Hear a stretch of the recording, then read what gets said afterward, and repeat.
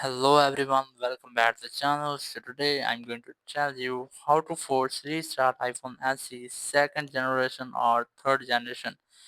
If you are using an iPhone SE second or third generation and now you want to make a force restart of your phone, so let's see how can you do this. For this you have to follow a simple trick. So put your phone into your hands and you just have to follow the trick, which is you have to first quickly press and release the volume up and then volume down and then press and hold the power button. So let's do this. First volume up, then volume down and then press and hold the power button until your phone's screen has been fully blacked. Just wait for it.